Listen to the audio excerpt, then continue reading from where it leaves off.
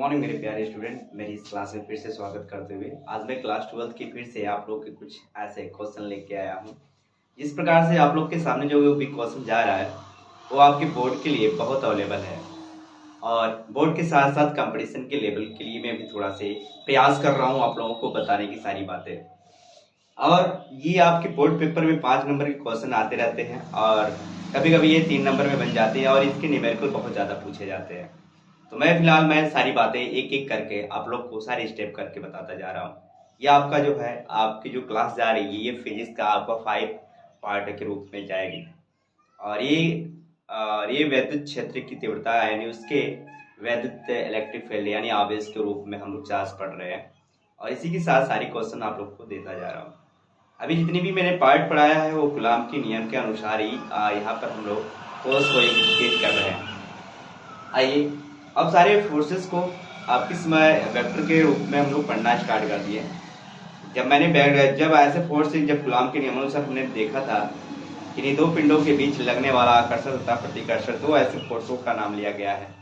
But वहां पर force तो हो गई सारी बातें, तो उसको हम लोग वो केवल परिमाण के रूप में लिया गया था। यहाँ पर हम लोग वेक्टर के रूप में इस समय पढ़ रहे हैं। अगर एक से ज्यादा या दो से ज्यादा आवेश अगर आपके सामने आ जाते हैं तो एक आवेश पर टोटल फोर्स, किसी आवेश को एक आवेश पर ले जाने में टोटल फोर्स कितना लगता है वो सारी बातें यहाँ पर की जा रही है। आइए बात करते हैं। कह रहा है बहुलक आवेशों के बीच बल यानी अध्यारोपण का सिद्धांत आपके सामने आएगा। फोर्स बिटवीन मल्टीपल चार्ज तो प्रिंसिपल ऑफ सुपरपोजिशन, ये आपके पास इस प्रकार का क्वेश्चन आएगा। कभी कभी आ जाता है तो बच्चे छोड़ जाते हैं, बट ऐसा आप लोग करिएगा नहीं। कह रहा है कि यदि किसी निकाय में अनेक आवेश हो तो, कह रहा है कि किसी ऐसे निकाय में अनेक आवेश हो तो मैं आपके सामने कुछ ऐसे आवेश को प्रेजेंट करता हूं।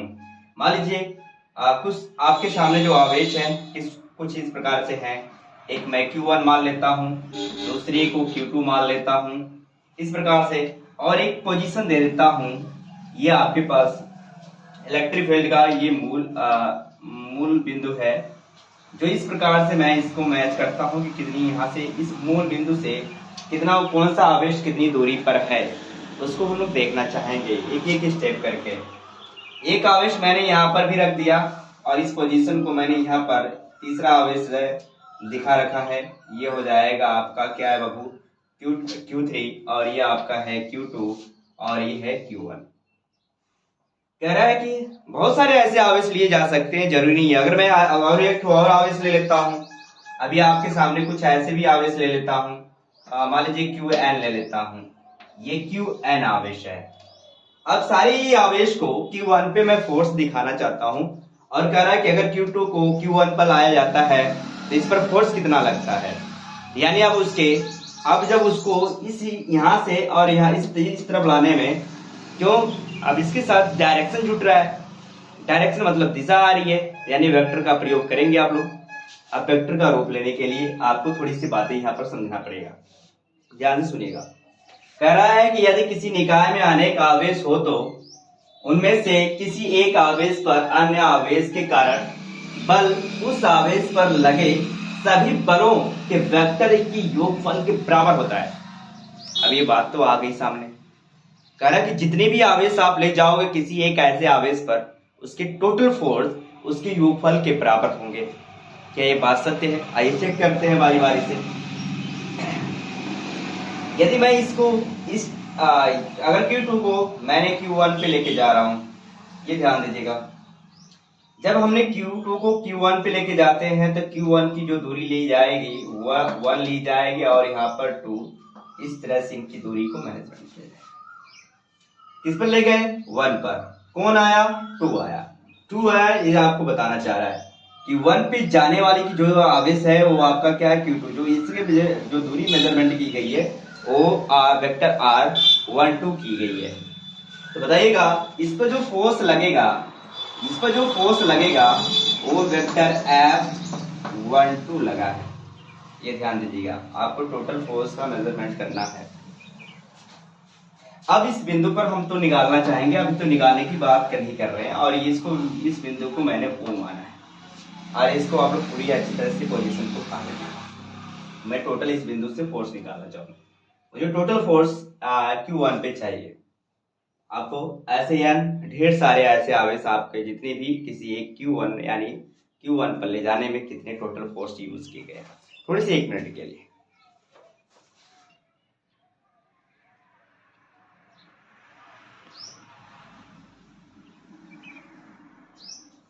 चलिए, ये टोटल फोर्स की यूज करते हैं हम लोग बारी बारी से एक एक स्टेप करके चलते जाएंगे और पूरी बातें समझिएगा।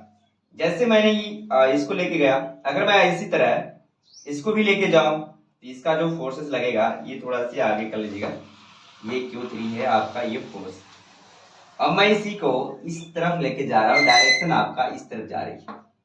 जैसे मैंने डायरेक्शन चेंज किया तो आपको समझ आ गया होगा कि मैंने किस पर ले जा रहा हूँ, 1 पे। तो 1 आप लिखेंगे और कौन लेके गए थे, Q3 ले गए, तो इसलिए इसकी डिस्टेंस जो मापोगे वो R13। इसका जो आपका वेक्टर बनेगा, जो फोर्स आप वेक्टर बनेगा वह 13 बनेगा, और इस पर आपका वेक्टर का चिन्ह, ये ध्यान दीजिएगा। इसी प्रकार n, अगर n बार लेके जाते हो, आपके पास n आवेश होते हैं, बताइएगा ये जो डायरेक्शन जाएगा धीरे से आप उठाएंगे, इस तरफ जो आवेश गया तो इसका जो होगा दूरी, डिस्टेंस जो मिलेगी आपको R1n मिलेगा। कितने बार आपकी टोटल दूरी यहां से यहां तक तय करने में जितनी दूरी लगी है, इस पर जो फोर्सेस लगेंगे, अगर मैं कुछ समय के लिए फोर्स इसे डायगोनल कर लेता हूँ, ये वाला इधर दिखा देता हूँ, और ये वाली जो फोर्सेस लगेगी इस तरह कर, तो बताइएगा जो फोर्स लगेगा 1n वेक्टर 1 आपका हो जाएगा वेक्टर F(n1). तो टोटल फोर्स के लिए आप यहाँ लिखेंगे माना निकाय n आवेश Q2 Q3 Q4 Q1 का, ये आप लोग दिखाते रहिएगा, और इस पर और कुछ बहुत बात है, लिख लीजिएगा। किस सापेक्ष लिख दो, किस सापेक्ष का Q1 के सापेक्ष कुल फोर्स, कुल लगा बल, या लगा बल केवल लिखेगा, लगा बल कितना हो जाएगा। जब जो फोर्स लगाओगे बारी बारी से लगाते जाइएगा, जैसे जैसे लगेगा वैसे वैसे आपको बोलना पड़ेगा। जो फोर्स होगा, पहले फोर्स के लिए मैं बात करूंगा, जो मेरा फोर्स लगा है वो किस पर लगा है देख लीजिएगा, Q2 Q1 के कारण हुआ है, और इस पर हम लोग बात कर रहे हैं। और Q1, जब हमने Q2 को Q1 पे लेके गए तो फोर्स क्या काम किया, 1-2 पे काम किया, ये हो जाएगा 1-2 फोर्स काम किया। इसके साथ आप लोग जान पा रहे हो क्या लगेगा, 1/4πr(0), यहाँ हो जाएगा Q1 Q2 अपन वेक्टर आप यूज करोगे 1-2r वेक्टर, ये एकांक वेक्टर आपको यूज करना ही होगा। एकांक वेक्टर का मॉड ऑफ यूज कर दीजिए, इक्वेशन नंबर क्या हो जाएगा, इसका मतलब होता है 1 आएगा, जिसकी मैग्नीट्यूड ऑफ इन वैल्यू 1 आती है। इसी तरह से फोर्स कितना बाबू, 1-3 की बात करेंगे, जब 1-3 आपका फोर्स लगेगा, वेक्टर यूज कर देगा 1/4πr(0), ये हो जाएगा कितना हो जाएगा बाबू, Q3 Q1 पे बात की गई है, और ये आपका जो है वेक्टर 1/3 पे बात करेंगे, ये हो जाएगा एकांक वेक्टर, ये हो जाएगा 1-3, ये मॉड ऑफ, इक्वेशन नंबर आपका हो जाएगा 2। बात करेंगे जो फोर्स लग रहा है, अगर ये इसी तरह dot dot dot dot dot dot n बार जाएगा, तो n के लिए आप समझ पा रहे हो 1n फोर्स जो लगेगा वो 1/4 ऐसे, ये हो जाएगा Qn प्लस Q1, ये हो जाएगा R1n, ये वेक्टर का चिन्ह आप यहाँ पर दे दीजिएगा, R एकांक वेक्टर n1, इसकी वैल्यू टोटल हो जाएगी, इस तरह से आपका फोर्स टोटल निकलेगा। अब इसके बाद इस वर्जिन से टोटल फोर्स मेरे को ज्ञात करने के लिए बोला, जब इस वर्जिन से टोटल फोर्स निकालने के लिए बोला जाएगा तो आपका क्या नेट वर्क फोर्स चाहिए, अब यहाँ से नेट फोर्स निकालने के लिए आपको ये पता होना चाहिए कि नेट फोर्स तब ज्ञात किया जा सकता है जब सभी बल क्या हो, एक दूसरे से संतुलित न हो, तभी आप नेट फोर्स निकाल लेते हैं। नेट फोर्स उसका क्या हो जाता है, जीरो हो जाता है। वो भी मैं बात करूंगा नेट फोर्स जीरो कैसे होता है। सबसे पहले ये सारी बातें याद करिएगा कि अगर Q1 के कारण, अगर ये निकाय आपका है तो Q1 के कारण जो है कुल टोटल आवेश कितना होगा, तो आपसे परिणामी आवेश पूछा जाएगा।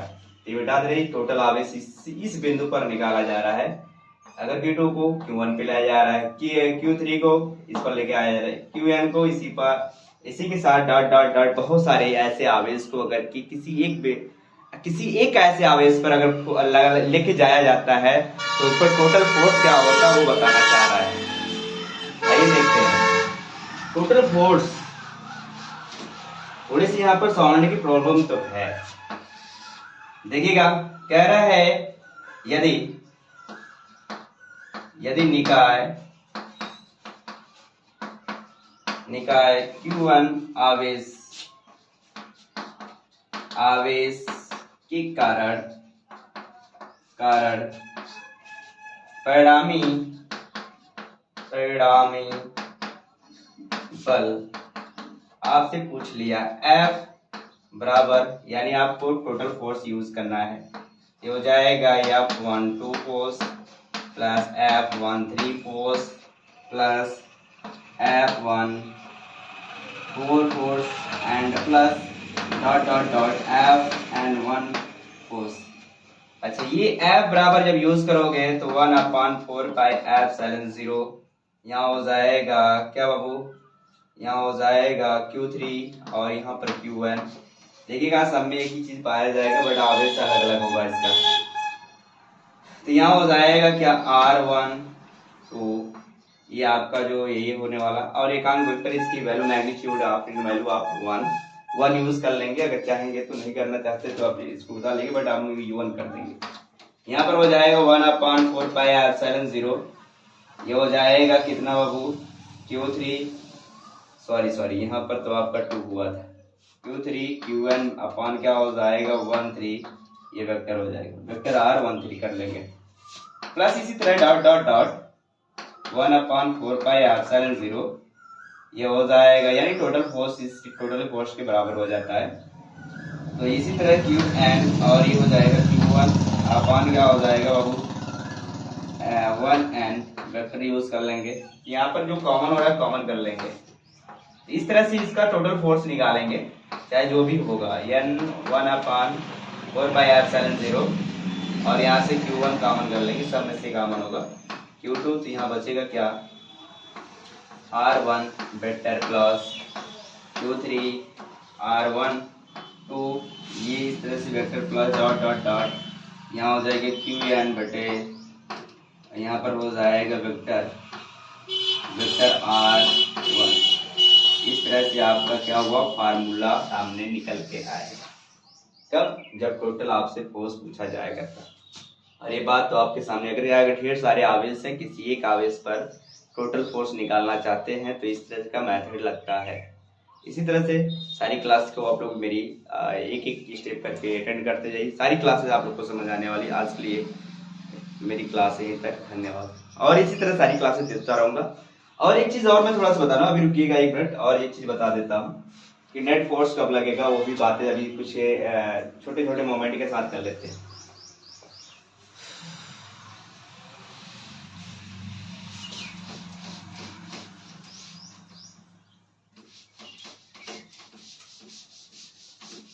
अगर मैं बात करूं बाबू, अगर मैं थोड़े से मोमेंट में बात करूं, कुछ ऐसे मेरे चार्जेस हैं, मेरे पास कुछ ऐसे चार्जेस हैं, आपके पास सम चार्जेस, कुछ ऐसे मेरे पास चार्जेस हैं। अगर मैं आपको दिखाऊं, मान लीजिए जो चार्जेस है मेरे पास वह Qn है और एक क्या है Q2।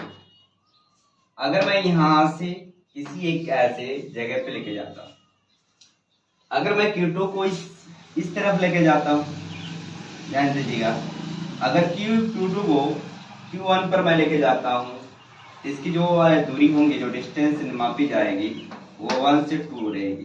क्या रहेगी 1 से 2, डायरेक्शन ऑफ इनवॉल्व ये आपके पास हो जाएगा वेक्टर r 1 2 हो जाएगा। यदि मैं इस वाले को इस तरफ लेके जाता हूँ, इस वाले आवेश को इस तरफ लेके जाता हूँ, इसकी जो दूरी ली जाएगी वह कितना हो जाएगा 2 1 ली जाएगी। ये ध्यान दीजिएगा, जब मैंने इसको इस तरफ ले गया तो 1 2 आया, तो 1 2 के कारण इस पर जो है फोर्स जो लगेगा वो 1 2 के कारण फोर्स इस प्रकार से लगेगा, F12 लग जाएगा। इस पर जो फोर्स लगेगा, क्योंकि दोनों चार्जेस है, ये दोनों चार्जेस है, यानी दोनों चार्ज क्या है प्लस में, इसलिए इसके बीच में जो होगा, दोनों जब प्लस है तो इनके बीच में क्या हो रहा है, प्रतिकर्षण हो रहा है। क्या हो रहा है बाबू, प्रतिकर्षण फोर्स यूज हो रहा है। यहाँ पर प्रतिकर्षण बल होने के कारण ऐसा कार्य हो रहा है। तो बताइएगा यहाँ पर जो फोर्सेस लगेंगे यानी वेक्टर ऑफ, इस पर जो फोर्स लगेगा ये 2 1 लग जाएगा।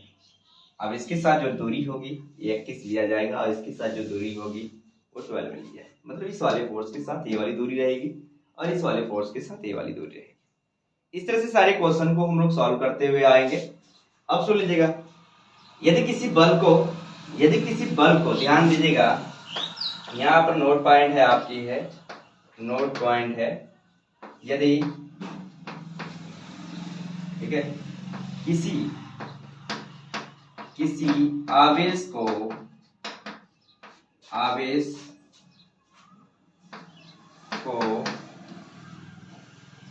अच्छा यहाँ है आवेशों के बीच यदि किसी आवेशों के बीच क्या रख दिया जाए, कोई एक आवेश रख दिया जाता है, कोई आवेश रख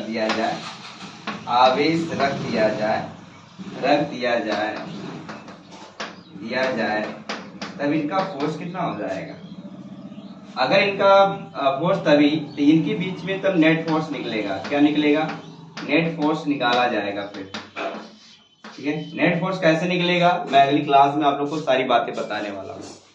और जब नेट फोर्स आप यूज करोगे, बातें पूरी बात समझेगा कि अगर दोनों आवेश चार्ज प्लस में है, अगर इनके बीच में कोई अगर कह दिया जाएगा, अगर बीच में आवेश रख दिया जाता है तो क्या इनके बल फोर्स क्या होते हैं, संतुलन में होते हैं।